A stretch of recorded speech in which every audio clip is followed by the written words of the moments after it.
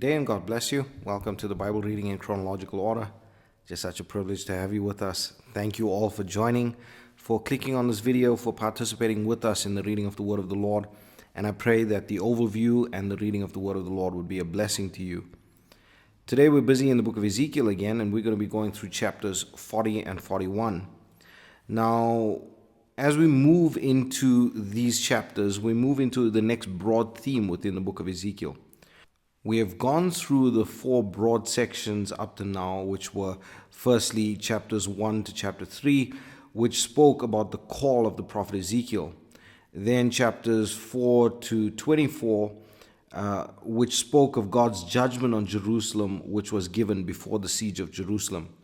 Then chapters 25 to 32, which is the judgment of the Lord on the surrounding Gentile nations.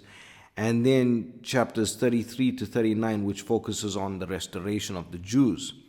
Now we go to the fifth and final section of the book, which focuses on the millennial kingdom. Now, from a Gentile or church perspective, we seem to be missing some critically important events in this timeline of the prophet Ezekiel. I mean, where is the rapture? Well, this is a book written to the Jews about the Jewish nation and the prophecies that pertain to them. So then, why are we studying this as a church? Well, really, we need to understand and to realize that the Jewish nation and the writings of prophecy to the Jews are actually used as our stopwatch. In the writings to the church, it is always vague in terms of actual time and space, but the writings to the Jews are very specific, so we can gauge from where they are in their prophetic timing, where we are as a church age.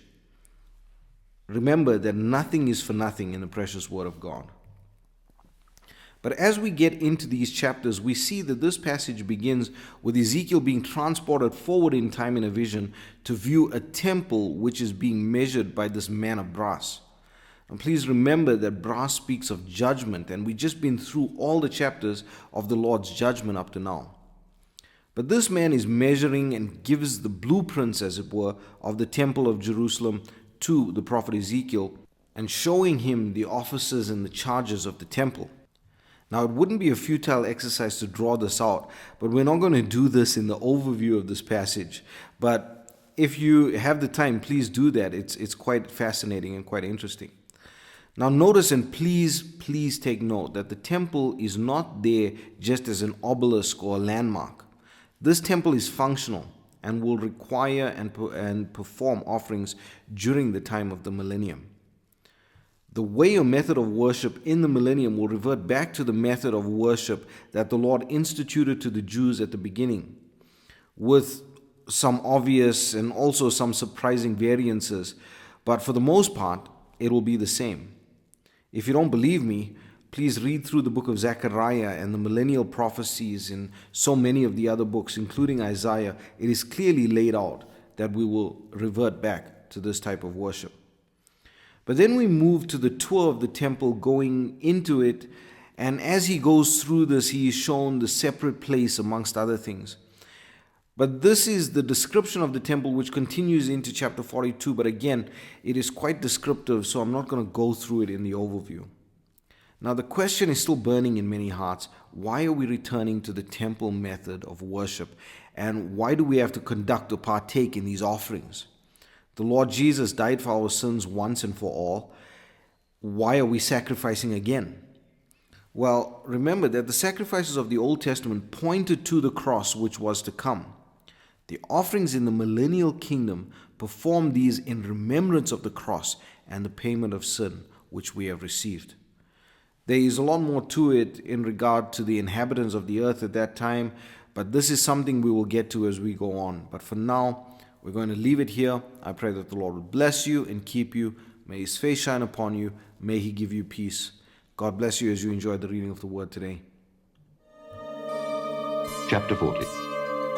In the 25th year of our captivity, in the beginning of the year, in the 10th day of the month, in the 14th year, after that the city was smitten, in the selfsame day, the hand of the Lord was upon me, and brought me thither. In the visions of God brought he me into the land of Israel, and set me upon a very high mountain, by which was as the frame of a city on the south. And he brought me thither, and behold, there was a man whose appearance was like the appearance of brass, with a line of flax in his hand, and a measuring reed. And he stood in the gate. And the man said unto me, Son of man, behold with thine eyes, and hear with thine ears, and set thine heart upon all that I shall show thee. For to the intent that I might show them unto thee art thou brought hither. Declare all that thou seest to the house of Israel. And behold, a wall on the outside of the house round about, and in the man's hand a measuring reed of 6 cubits long, by the cubit and an handbreadth. So he measured the breadth of the building, 1 reed, and the height 1 reed.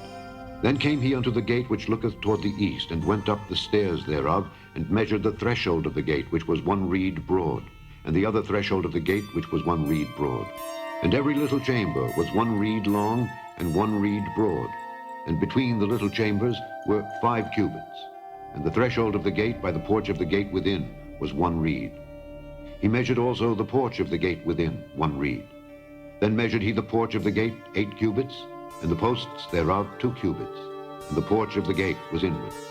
And the little chambers of the gate eastward were 3 on this side and 3 on that side. They 3 were of 1 measure, and the posts had 1 measure on this side and on that side. And he measured the breadth of the entry of the gate 10 cubits, and the length of the gate 13 cubits. The space also before the little chambers was 1 cubit on this side, and the space was 1 cubit on that side. And the little chambers were 6 cubits on this side, and 6 cubits on that side. He measured then the gate from the roof of 1 little chamber to the roof of another. The breadth was 25 cubits, door against door. He made also posts of 80 cubits, even unto the post of the court round about the gate. And from the face of the gate of the entrance unto the face of the porch of the inner gate were 50 cubits. And there were narrow windows to the little chambers, and to their posts within the gate round about, and likewise to the arches. And windows were round about inward, and upon each post were palm trees. Then brought he me into the outward court, and lo, there were chambers, and a pavement made for the court round about. 30 chambers were upon the pavement, and the pavement by the side of the gates over against the length of the gates was the lower pavement. Then he measured the breadth from the forefront of the lower gate unto the forefront of the inner court without, 100 cubits eastward and northward. And the gate of the outward court that looked toward the north, he measured the length thereof and the breadth thereof. And the little chambers thereof were 3 on this side and 3 on that side. And the posts thereof and the arches thereof were after the measure of the first gate. The length thereof was 50 cubits, and the breadth 25 cubits. And their windows and their arches and their palm trees were after the measure of the gate that looketh toward the east. And they went up unto it by 7 steps, and the arches thereof were before them. And the gate of the inner court was over against the gate toward the north and toward the east. And he measured from gate to gate 100 cubits. After that he brought me toward the south, and behold, a gate toward the south. And he measured the posts thereof and the arches thereof according to these measures. And there were windows in it, and in the arches thereof round about like those windows. The length was 50 cubits, and the breadth 25 cubits. And there were 7 steps to go up to it, and the arches thereof were before them. And it had palm trees, one on this side, and another on that side, upon the posts thereof. And there was a gate in the inner court toward the south, and he measured from gate to gate toward the south 100 cubits. And he brought me to the inner court by the south gate, and he measured the south gate according to these measures. And the little chambers thereof, and the posts thereof, and the arches thereof, according to these measures. And there were windows in it, and in the arches thereof round about. It was 50 cubits long, and 25 cubits broad. And the arches round about were 25 cubits long, and 5 cubits broad. And the arches thereof were toward the utter court, and palm trees were upon the posts thereof, and the going up to it had 8 steps. And he brought me into the inner court toward the east, and he measured the gate according to these measures. And the little chambers thereof, and the posts thereof, and the arches thereof were according to these measures. And there were windows therein, and in the arches thereof round about. It was 50 cubits long, and 25 cubits broad. And the arches thereof were toward the outward court, and palm trees were upon the posts thereof on this side and on that side. And the going up to it had 8 steps. And he brought me to the north gate, and measured it according to these measures. The little chambers thereof, the posts thereof, and the arches thereof, and the windows to it round about. The length was 50 cubits, and the breadth 25 cubits. And the posts thereof were toward the utter court, and palm trees were upon the posts thereof, on this side and on that side. And the going up to it had 8 steps. And the chambers and the entries thereof were by the posts of the gates, where they washed the burnt offering. And in the porch of the gate were 2 tables on this side and 2 tables on that side, to slay thereon the burnt offering and the sin offering and the trespass offering. And at the side without, as one goeth up to the entry of the north gate, were 2 tables, and on the other side, which was at the porch of the gate, were 2 tables. 4 tables were on this side and 4 tables on that side, by the side of the gate. 8 tables, whereupon they slew their sacrifices. And the 4 tables were of hewn stone for the burnt offering, of 1.5 cubits long, and 1.5 cubits broad, and 1 cubit high. Whereupon also they laid the instruments, wherewith they slew the burnt offering and the sacrifice. And within were hooks, an hand broad, fastened round about, and upon the tables was the flesh of the offering. And without the inner gate were the chambers of the singers in the inner court, which was at the side of the north gate, and their prospect was toward the south, one at the side of the east gate, having the prospect toward the north. And he said unto me, This chamber, whose prospect is toward the south, is for the priests, the keepers of the charge of the house. And the chamber whose prospect is toward the north is for the priests, the keepers of the charge of the altar. These are the sons of Zadok among the sons of Levi, which come near to the Lord to minister unto him. So he measured the court 100 cubits long and 100 cubits broad, 4 square, and the altar that was before the house. And he brought me to the porch of the house, and measured each post of the porch, 5 cubits on this side and 5 cubits on that side. And the breadth of the gate was 3 cubits on this side and 3 cubits on that side. The length of the porch was 20 cubits, and the breadth 11 cubits. And he brought me by the steps whereby they went up to it. And there were pillars by the posts, one on this side and another on that side. Chapter 41. Afterward he brought me to the temple, and measured the posts, 6 cubits broad on the one side and 6 cubits broad on the other side, which was the breadth of the tabernacle. And the breadth of the door was 10 cubits, and the sides of the door were 5 cubits on the one side and 5 cubits on the other side. And he measured the length thereof, 40 cubits, and the breadth 20 cubits. Then went he inward, and measured the post of the door, 2 cubits, and the door 6 cubits, and the breadth of the door 7 cubits. So he measured the length thereof, 20 cubits, and the breadth 20 cubits before the temple. And he said unto me, This is the most holy place. After he measured the wall of the house, 6 cubits, and the breadth of every side chamber 4 cubits round about the house on every side. And the side chambers were 3, one over another, and 30 in order. And they entered into the wall which was of the house for the side chambers round about, that they might have hold, but they had not hold in the wall of the house. And there was an enlarging and a winding about still upward to the side chambers, for the winding about of the house went still upward round about the house. Therefore the breadth of the house was still upward, and so increased from the lowest chamber to the highest by the midst.